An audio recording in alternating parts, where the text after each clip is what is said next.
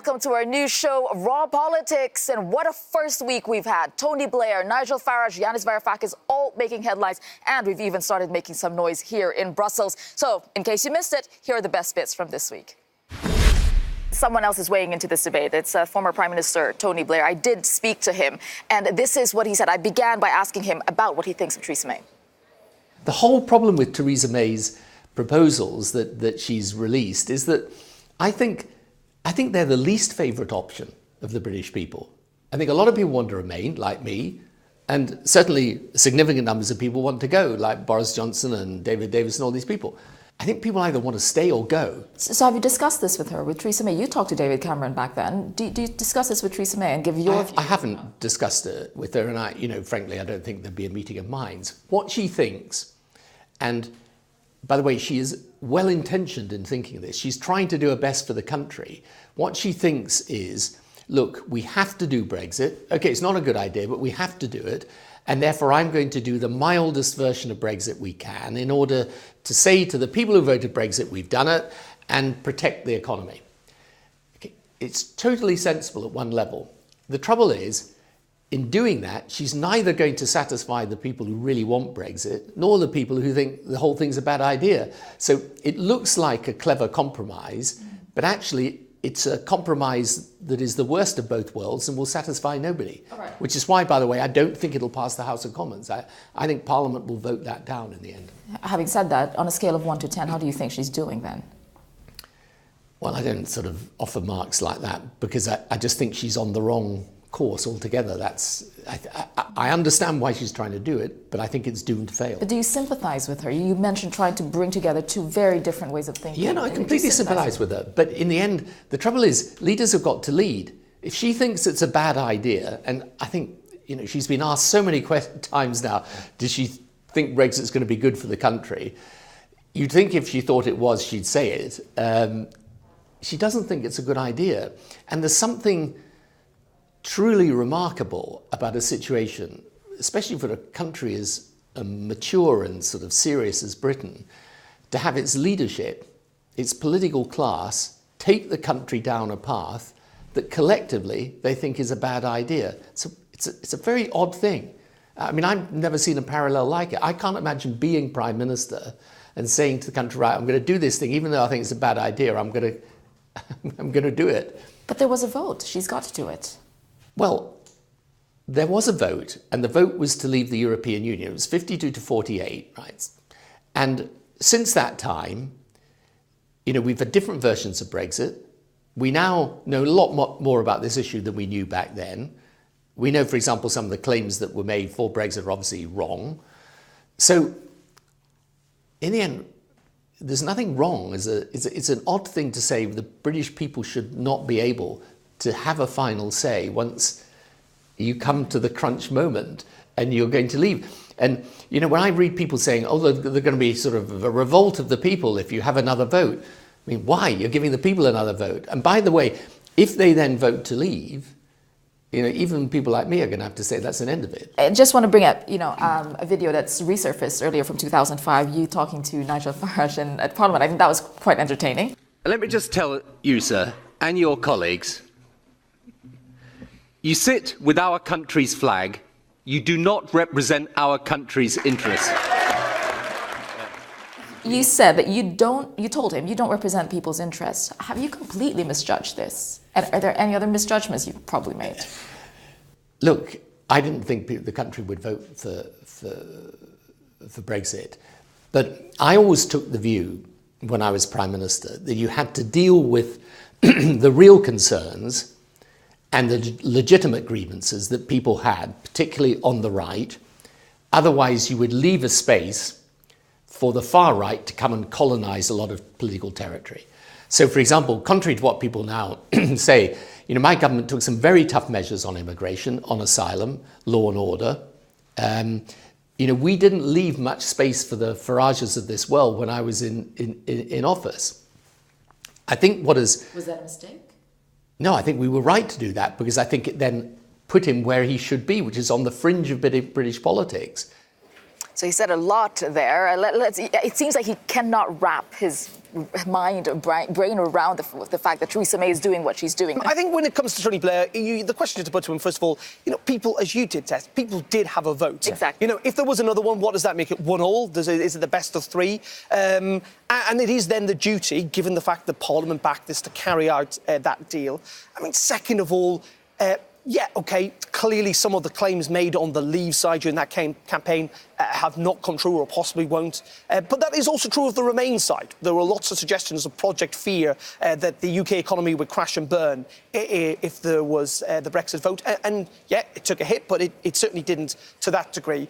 And the whole point of politics is the art of compromise. And, Tony Blair is meant to be a Democrat. He's meant to be someone who understands how politics works. And politics works is that essentially in a democracy, the public give you an instruction. And yes, you lead, but you lead from what they've told you to do. And whatever you think about Theresa May, and I think most of us probably have sympathy for her to a degree, that is what she is trying to do. And I think what's interesting, and he brought it up when he was talking about Nigel Farage, the far right. I raised it to him that, he said that this was a fringe opinion, but the fringe opinion actually voted, and this is, they made their voices heard. What do you think of that? When you look at populism, is this a mistake of politicians when they go, oh, this is what we think, and what you think is on the fringe? Is that a mistake? Well, it's a sort of a mistake. I mean, you have to have an inclusive debate, and a lot of the reasons why these populists are so angry is that because they think they've been left out of the debate. But one interesting aspect is that analysts have showed that it was really part of the rise of UKIP is down to the Labour Party, which was led at that time by Tony Blair, moved to the centre. So it left workers, people in the lower middle class that were not beneficiaries of globalization, they left behind, were not picked up by the Labour, which is a more mainstream party, but were left for the UKIP. So. Yeah, Jared, and you can just say that actually I think that Tony Blair, in many ways, or his administration, sowed the seeds actually for Brexit. From 2004, when Britain became, I think, one of 3 European countries to allow, from the very start, the integration of Eastern European migration, led to the largest influx of migrants in British history, and it was politically incorrect to talk about it. Right. So many people were feeling this, seeing this, and not being politically reflected that point of view because it was seen as politically incorrect. So maybe unsurprising that, 10 years later, after a financial crash, people who were then allowed to talk to it expressed the view that they didn't quite like it that much, and they didn't quite like Tony Blair's approach. Absolutely. When he was Prime Minister. Indeed. And there was a continuation to that interview. We played a little game, a little word association game there. I threw some names at him and asked him to tell me what came to mind. We're going to play a quick word game. I'm just going to mention names and you tell me, give me an adjective or whatever comes to mind, all right? Let's start with... Never do these games well. Let's start with Nigel Farage. The past. Vladimir Putin. The enigma. Nice. Theresa May. Sympathy. Jeremy Corbyn.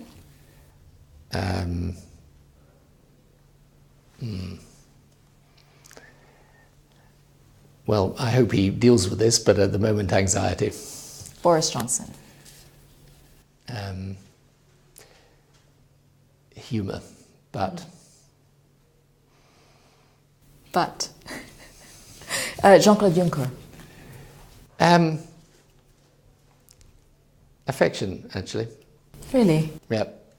Despite our disagreements, I actually think he has a real integrity about him.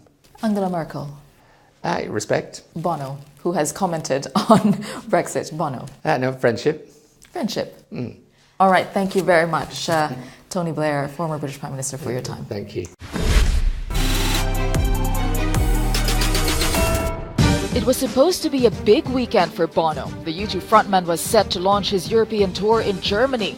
This just days after he vowed to fly the European flag as he makes his way across the continent. But things aren't going quite to plan for the Irish musician. As thousands of loyal fans gathered in Berlin, U2 cut short the concert after Bono suffered what was described as a complete loss of voice. Bono's enforced silence will come as a disappointment to those who hoped his pro-EU tour would mark the fight back against rising Euroscepticism. Meanwhile, Bono vows to walk on despite his vocal struggles.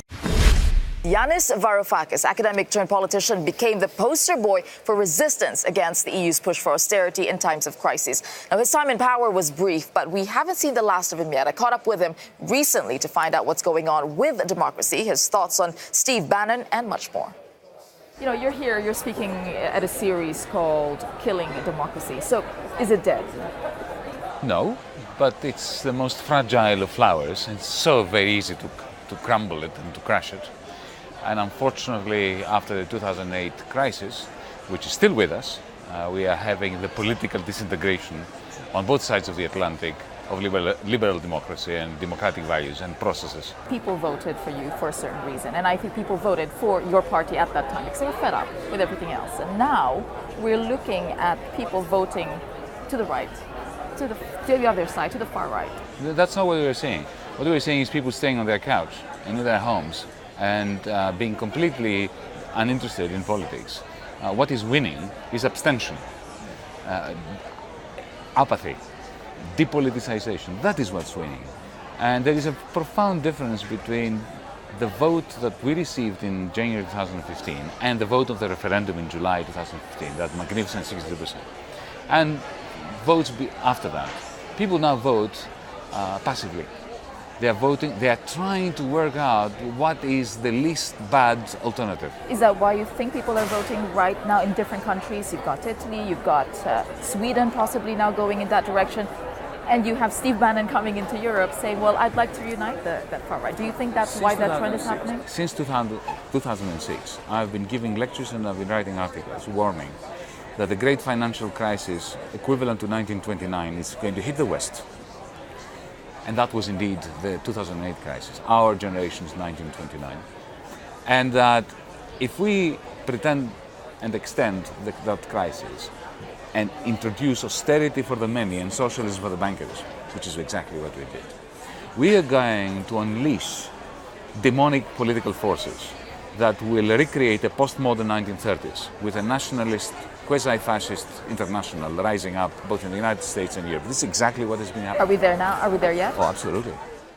Well, I'm joined again by our political editor, Darren McCaffrey, Dutch Liberal MEP Sophie in 't Veld, and Lorenzo Consoli, EU correspondent for ASCA News Agency. Darren, I'll put this to you. Strong words from Yanis Varoufakis there. Yes, strong words and an interesting thought process. I mean, I would counter it slightly by the fact that actually we are seeing the rise of the popular right in countries that are doing pretty well, actually. So, OK, we saw Golden Dawn in Greece when there was the crisis there, 5 years ago. But we're seeing the rise of the right in places like Germany. Unemployment is historically low in Germany. It's got incredible growth. It's doing very well successfully. And this is a challenge. Why is the rise of the right still happening when actually people are still and are now relatively well off? Is it because they resorted to identity politics? And we're seeing the rise of the right because of identity politics, essentially because of immigration.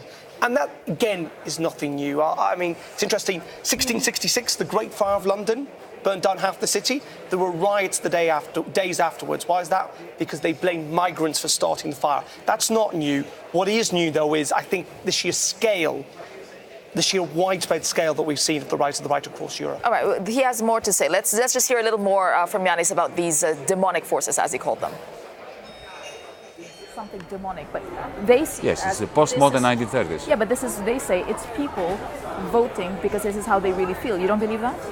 Absolutely believe in that. And this is our tragedy. It is our failure. Whose failure? It is a failure of the liberal democratic establishment. It is the failure of people like us on the left who failed to unite and put forward a program for a New Deal, something like FDR's New Deal. Our movement, DiEM25, is trying to do that. We have a New Deal for Europe. And this is why I'm here. This is why I go all over Europe. We will be contesting the European Parliament elections in 10, 11 different countries in May 2009, but we have not succeeded in opposing this nationalist international. Don't forget that Mussolini and Hitler won the support of a majority of people in their countries, tragically, but they did. Not because they promised concentration camps or the war, but they promised to give them back their dignity, to help them take their country back. Does this remind you of anything? What do you think of Steve Bannon?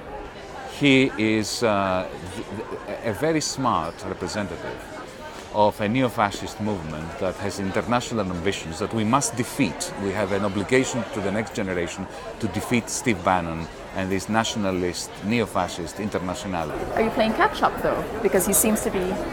As you did in the 1930s. And in the 1930s we lost, and we had the Second World War. This time, we should learn from the 1930s and move ahead.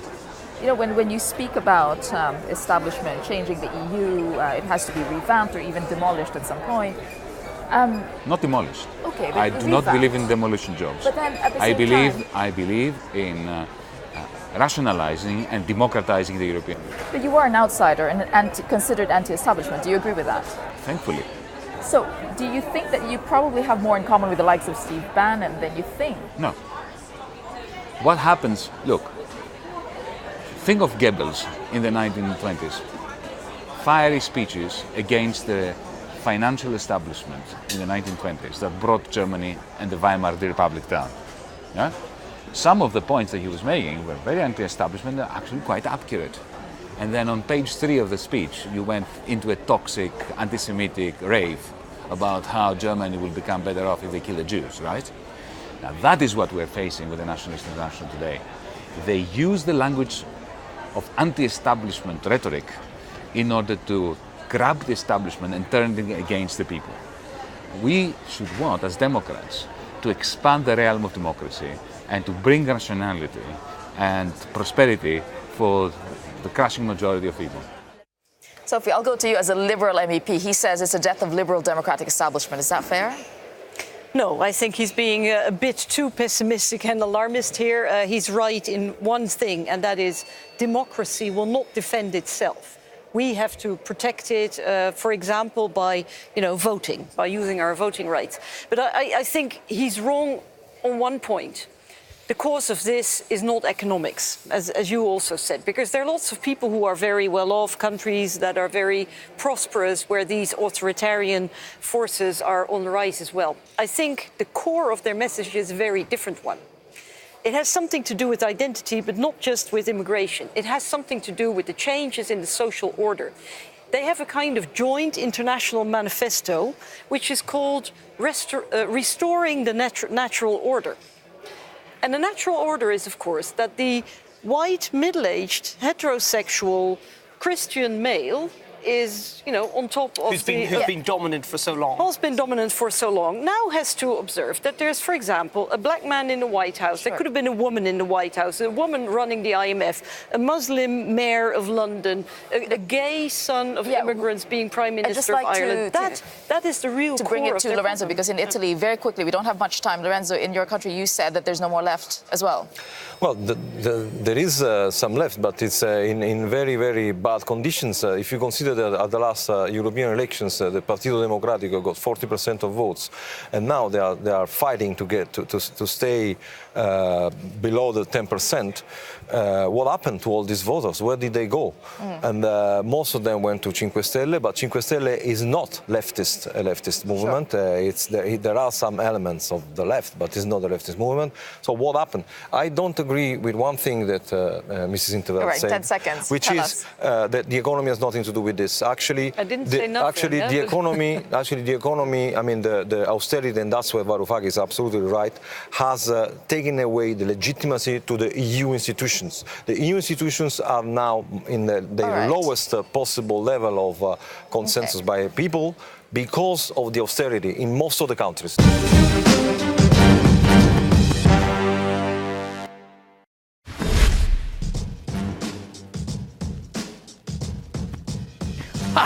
Florent Philippot, it's never here.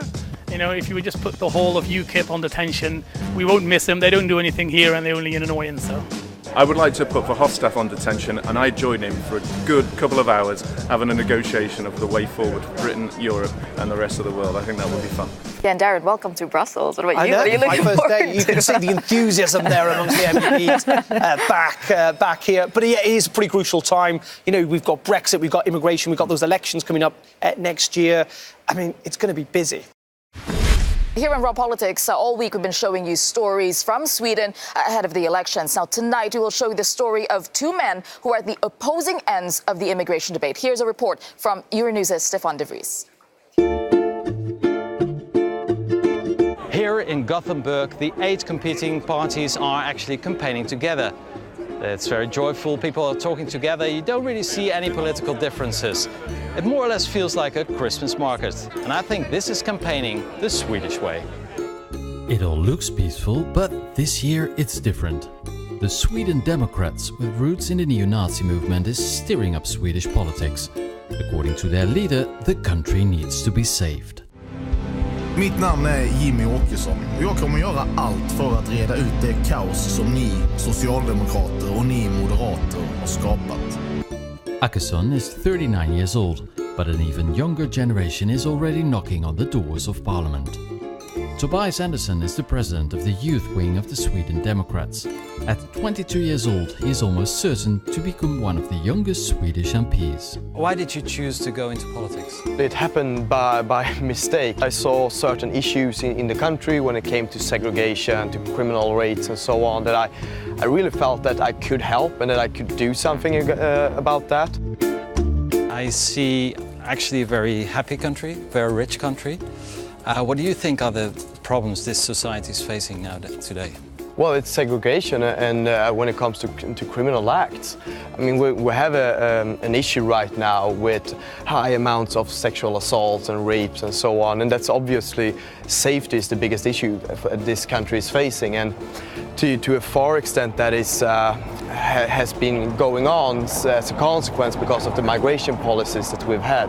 There's actually no proof that immigration and crime in Sweden are linked, and although there is a light increase in crime in general, compared to other European countries, Sweden is still relatively safe. I don't want to compare Sweden to other countries. I want Sweden to be safe, and I want people to feel safe in Sweden.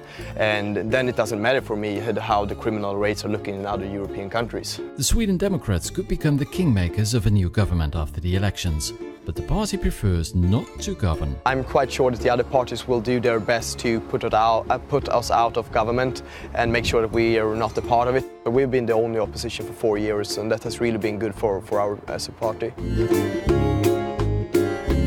Tobias, we can just see the roof of the parliament. That's probably where you will be working in a couple of weeks from now, right? That's true. What are you going to do on the first day as a Swedish MP? Well, I'm gonna take a sleeping the day after. So.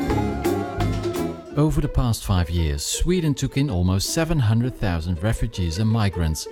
This may worry Tobias Andersson and the Swedish Democrats, but many newcomers integrate successfully.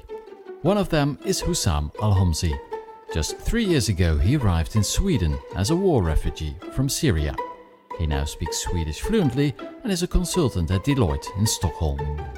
We are in Sweden, and in Sweden people speak Swedish, and everybody obviously want to speak their own language, which is something I respect, of course. I started speaking with people in Swedish, of course making a lot of mistakes. A lot of the time was funny. I would say something sometimes embarrassing, but people would know that I'm just trying to speak. The attitude that people has against immigration, the stress that people has when they start talking about immigration and immigrants and integration. Obviously, these are very hot topics, but I respect that people are scared. People see problems and they want to fix it. Do you see a future for yourself here in Sweden? Of course, I like it, and I would love to stay. We're getting into the election right now, and who knows what's going to happen. I have very good friends and network, and I have normal life here, nice life here. So I'd like to continue and stay. Hussam and Tobias might be each other's ideological opposites, but they also have a lot in common. They are two ambitious, well-spoken young men who are passionate about Sweden and concerned about its future. In another political climate, they might have been friends. This Sunday, Swedish voters will decide which path the prosperous Nordic nation will take. Well, with me to unpick the politics and see what's swaying Swedish voters is our political editor, Darren McCaffrey, Teresa Kushler, a Swedish journalist from Svenska Dagbladet, and Politico's Ryan Heath. Teresa, I'll start with you. You're from Sweden. What did you think? You were reacting to that report. Tell us what you think about integration, immigration, all the issues. In general, I just want to say that foreign media in general, they're focusing a lot on the Sweden Democrats and the rise of the far right and the integration. But obviously for us Swedes, we don't really recognise ourselves in this. It's an election with many, many topics. We talk about taxes, unemployment, the welfare system, the school system, whatever. So it's a little bit, I think it's a little bit strange to see all these apocalyptic reports from around the globe. And Ryan, I'll put it to you. You're part of the foreign media outside watching Sweden. I mean, could the Swedish Democrats be a kingmaker, have the balance of power?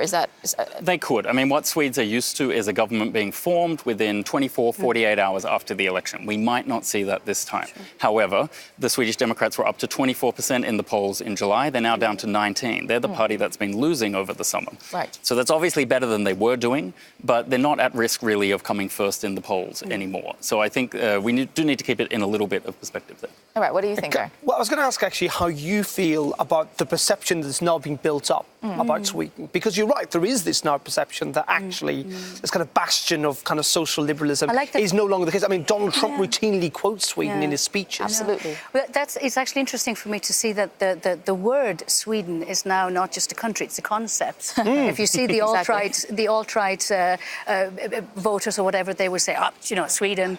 And they don't need to explain anymore. Everybody knows what they mean. Just like, if we here in Brussels, we say Macron, everybody knows what we mean. We mean liberal, But is there an element of truth like that Sweden is facing problems that it has not seen before? To be honest, crime is down, but perception of crime is high. We have the typical also what your reports here before showed, that there's a lot of news coming out. But perception does drive opinion and does drive people to vote. It's true. Well, here is an important point, though. Sweden, in contrast to its feminist perception, has always had very high, surprisingly high levels of domestic violence. So the idea that somehow refugees have brought that to Sweden in the last 3 years is really a false idea. It's one of the dirty secrets of Sweden. So there's a lot of perception at play, but it's not always one-way traffic. And the one thing, for instance, I know that Nigel Farage from UKIP front figure, he has often mentioned the high rape numbers of Sweden. But there's a very simple explanation for that. There is no pan-European definition of rape. And we changed our law in Sweden to put all kinds of actions to be defined as rape that was previously defined as sexual assault. So we have incredible number of rapes, obviously, because it isn't not even defined as a rape in other European countries. But as it is in every country, there are the nuances, clearly. But even here in Brussels, when MEPs from other countries look at what's happening in Sweden, they are looking at it with a bit of anxiety because it could impact what will happen here in Brussels. So there is, yes, it's a perception, but there is a fear of an actual impact. Yeah, and we've been saying this week that Sweden is becoming a bit like the rest of Europe? That is becoming a typical European country. There is also, sometimes they say, it used to be a happy welfare state, but now it's a country run with problems. I'm sorry, the welfare state is still there. We still have free school and free healthcare, and we still have, up to 2 years of parental leave. Like the welfare state is not in opposition to immigration or integration. Yes, there have been, of course, problems with integration because we have received many, many immigrants, and not just now in the last few years, but for half a century. And, it has created this pocket. But to be honest, if you also look at statistics over European countries and how welcoming they are to immigrants, Sweden is still top of that list, with something close to 80% saying immigration is good. Well, certainly we will all be watching closely this Sunday. Yeah. And although Brexit won't be a walk in the park for the British government, other UK politicians might have plenty of time for leisurely strolls. I caught up with Nigel Farage at the end of the summer break to hear what he's planning post-Brexit. And here's what he had to say. Thank you very much for joining us today. I think I'd like to start with, what are you doing here? Isn't your life's mission over? The Brexit has happened. Well, no, I'm still an MEP, number one. So I should be here until the 29th of March at midnight, when I'll be given a bag with all my possessions in, thrown out into the street, and my key to get back in won't work, provided we leave. But I'm also still leader of a group. So I've got Eurosceptics from a whole number of countries here. And, my mission isn't just to get the UK out of the European Union, it's to get Europe out of the European Union. I want to live and be part of a Europe of independent sovereign states. Let's be friends, let's be neighbours. But frankly, I believe what's been built up within Brussels is against the interest of all of those countries. So I'm going to go on fighting whether I'm an MEP or not. Do you feel like you are bringing it down from within? Well, I mean, the irony is that it was through becoming an MEP that I got the voice that I got. Isn't it a bit hypocritical, though? You're here benefiting Oh, from I don't the money, think so. from I mean, the salary. Oh, no. I said from the start, rather like the Salvation Army, go around public houses, selling their magazine, even though they're anti-alcohol. They've justified it by saying they take the devil's money to do God's work. And as a Eurosceptic, I freely admit, that's what I've been doing here for the last 20 years. I mean, you've got Catalan separatists sitting in Madrid. All over the world, you get people in parliaments who actually don't want to be there. Look, your guess is as good as mine when we have economists predicting what is going to happen down the road. Now, if you turn out to be wrong, are you willing to go out to the public and apologise? Well, I'll tell you what, I was right about the exchange rate mechanism against all the experts back in the 1990s. I was right about the euro. Thank goodness we didn't join the euro. And many of the experts were wrong, who said the City of London would close down, manufacturing would leave, and it didn't. We've done very, very well since the turn of the century. This is not going to be wrong. But also, can we please recognise the Brexit vote was not about economic forecasts. It wasn't about one person saying we'd be better off, one person saying we'd be worse off. The Brexit vote was about political independence. It was about not having our laws made by these institutions, not having their court in Luxembourg overruling our own Supreme Court, controlling our borders, catching our own fish. Brexit was about independence. And the great con here is for 50 years, the political class have sold this to us as somehow it's all about economics. We were told it was a common market, it became a political union, and frankly, they can try and scare us as much as they like. It's cry wolf. We're just not listening anymore. That kind of rhetoric, let's say, that it's a bit, it's nationalistic. You could say you want it's nationalistic. Fine. It's nationalistic, absolutely. And you know what? All over the world, people want to live in a bloc that they recognise to be their own, that they give their allegiance to, that they pay their taxes to, that in tough times they would actually defend. That is why nation-states work. And what has happened here in the European Union is a group of very disparate, very different countries have come together for the purposes of trade and cooperation, good, and it's now become about building a United States of Europe without asking anybody. It doesn't work. But the idea that the European Commission, this bunch of old men that we can't vote for, we can't remove, should be the bosses of Europe, all of us want that to go.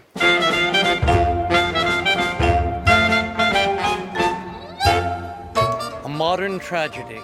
I think maybe some very long fantasy horror story. I think it would be a comedy. It would be a disaster story. I think I would put it in the horror section. I think it would be a thriller. The most appalling kind of Greek tragedy you could ever imagine. I think the opening line would be looking for Nirvana. In the beginning, there was a very fine and fantastic Europe. The Boris bus pulled into town, promising the world. It all seemed like a good idea. My God, this is the worst of times. There is no best of times. The hero would be, I think, Michel Barnier. The hero of the book would be our First Minister, Nicola Sturgeon. I think the hero of this book would be the British people, collectively, as a nation. There are very few heroes, there are many villains.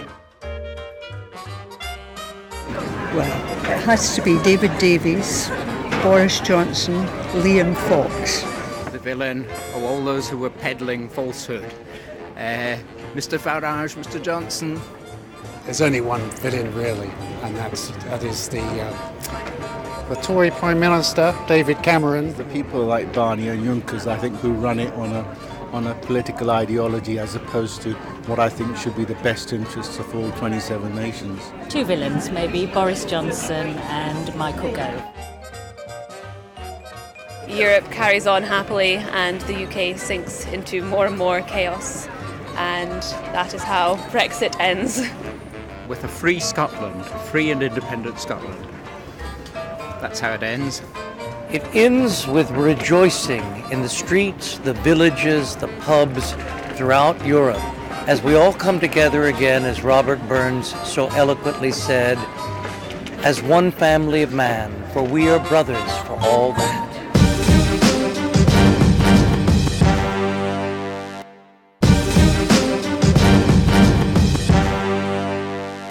Our exclusive interview, we talked about bots, deepfakes, and election interference. Let's take a look. Be it Russia or another country, is this a new line of defense in geopolitics? Yes, it is. Actually, this is a new frontier, I would say. And the technology to be used will be more and more advanced. So we have to develop technologies to protect ourselves better, for instance, to identify the so-called bots, deep fake news, where they can pretend that a specific politician has stated this or that, but it's deep fake news because it's not that person. All right, I want to play this video for you. You mentioned it earlier. We're entering an era in which our enemies can make it look like anyone is saying anything at any point in time, even if they would never say those things. So, for instance, they could have me say things like, I don't know, Killmonger was right, or Ben Carson is in the sunken place, or, how about this, simply, President Trump is a total and complete dipshit. I think we'll yeah. It's an example. It is not Obama, but people think this is Obama. So my question to you is the technology so close? How far is the technology from the point where we can no longer tell whether this is real or not? It's round the corner. So it may well be that it's out there already. You never know. So the European Commission, they will be releasing the package next week on how to prevent meddling in the elections. Do you think it's enough what the European Union is doing? Well, we don't know all the details, but I don't, let me put it this way. I don't think we can do enough, but I think the Commission and the European Union is on the right track, and we are willing in our Transatlantic Commission to assist the EU all we can. How vulnerable is the European elections to meddling or interference? I think they're very vulnerable. In certain countries, you have a very, very low turnout in European elections, so it's very easy for Russia and also other countries to meddle in our elections. Very vulnerable, Darren. This was a story that piqued your attention. What do you think? Yeah, I mean, clearly, with advancements in technology, there are cleverer and cleverer ways for governments and for other actors to try and influence how people vote. And, that Barack Obama video, even though it's pretty rudimentary still, you can envisage in the future that will get really good. However, I do think, yes, there is an element of vulnerability. Of course there is. And there always has been. Have state actors and non-state actors try to influence elections? Yes, they have, and they've always tried to do that. But I think you do also undermine the sophistication of the electorate as well, of voters. They're not idiots. People are not idiots. And I think there is an element in which actually, people like this and other politicians just won't trust that the electorate is a pretty sophisticated body. Indeed. I want to bring up the technology part of it because it's a big part of what Rasmussen was talking about. And Jennifer, this is something you've been looking at. What do you think? Where are we in that regard? I mean, the question is not whether you can produce something that is convincing. You can, okay, that Obama one wasn't a great example, but you certainly can produce these things that are convincing. It's the time, the effort, and the sort of motivation that goes into producing those. I mean, a small-time actor is not going to have the resources to produce something that's really legitimately convincing. And as you say, it's about convincing voters.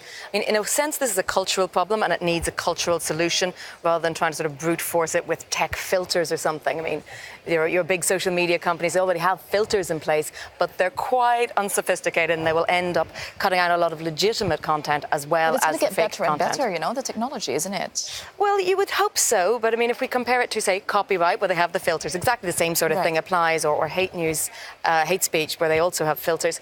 so much of the stuff, you get an awful lot of false positives. And this is where maybe education is better than just trying to sort of wipe it out into some sort of blanket fashion. And Jan, you're an MEP. Are you worried about this in light of the upcoming elections? By the way, I didn't believe it was Obama from the very first second.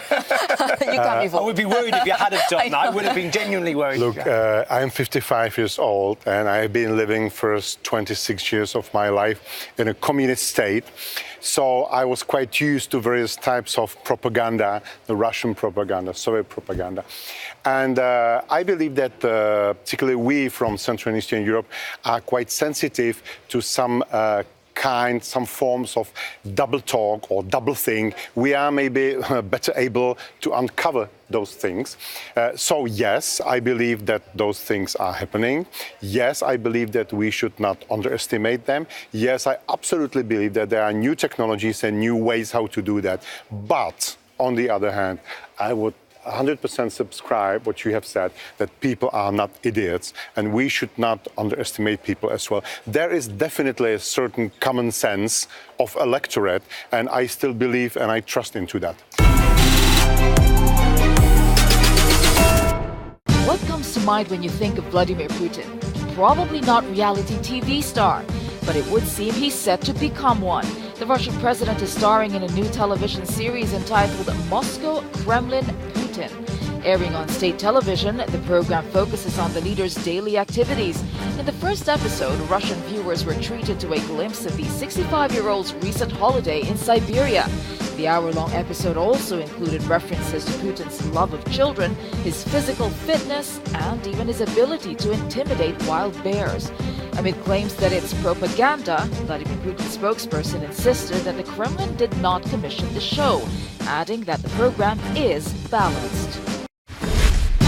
So those were the best bits from our week one. Lots more to come for you. We will be live coming from Strasbourg in what promises to be a very exciting session over there. So don't miss it all week at 6 p.m. CET and 5 p.m. at UK time, only here on Euronews.